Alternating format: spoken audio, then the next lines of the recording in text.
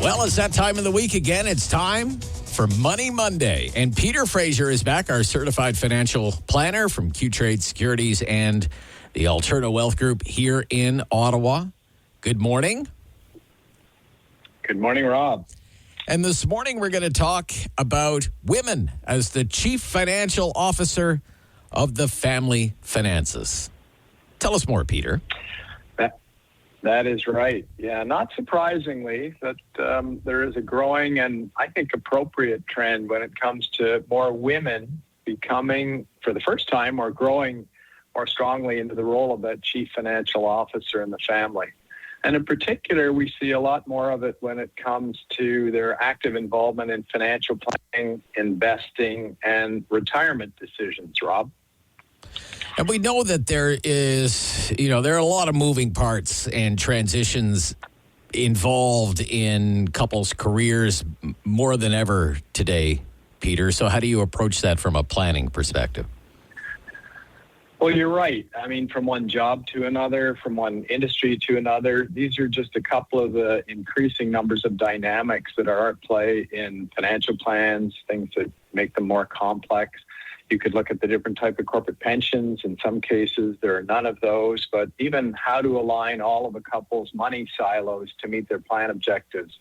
We're just saying that there are more and more key ingredients going into those decisions, and that also more and more the decisions are being made as a family, Rob. Yeah, it's not, dad goes to work, dad earns the money, and, father knows best when it comes to managing the family's finances. Those days are over, right?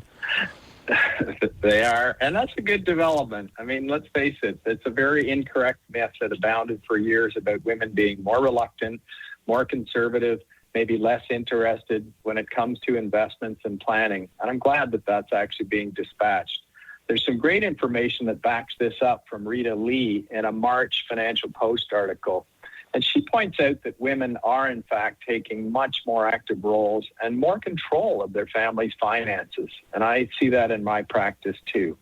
The fact is women are more involved in their family's finances and in the long-term planning component. And I thought we could talk for a couple of minutes about a study done that reinforces this point. It's quite comprehensive at the Warwick Business School in the UK.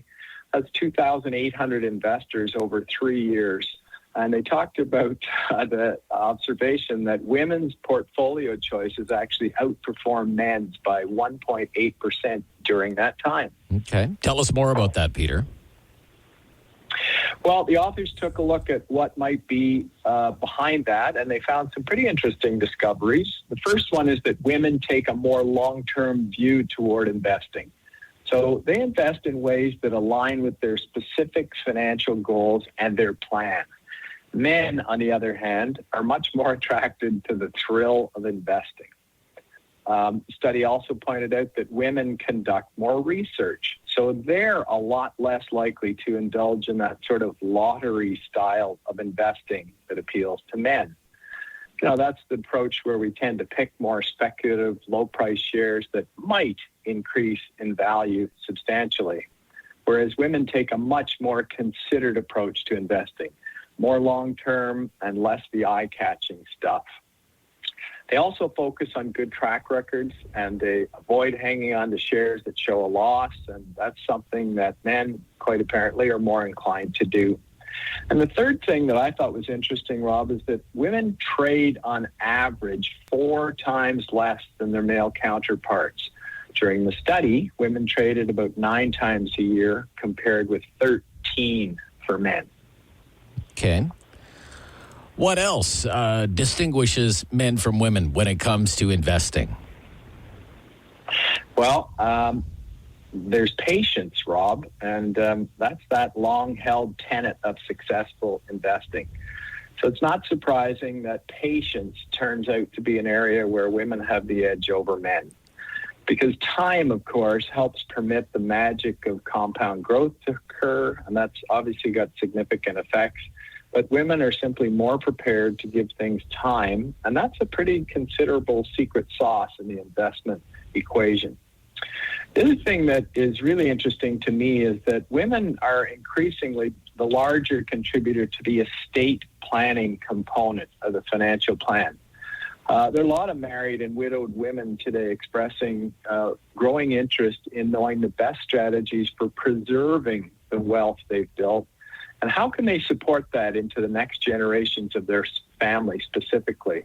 So they're active and way more involved in developing family-specific strategies that actually engage their children and the successive generations of their family in the type of planning that involves legacy and charitable giving. What about the living longer dimension, Peter? Well, that's a great point. You and I talk a lot about Canadians living longer and the 100-year-old cohort and the fastest growing status. But by far, the largest proportion of that crowd are women. So whether by design or by default, women are deciding that they want to and very likely will need to know this stuff. So comfort levels, competence, things like that, they're all now a lot higher and growing. And of course, that's a great development. Well, that's our time for today, and great thoughts for today. Very interesting perspective, Peter. I thank you for your time today. Thanks, Rob. Listeners can find us and our comments and conversations at peterfraser.alterna.ca. Money Monday with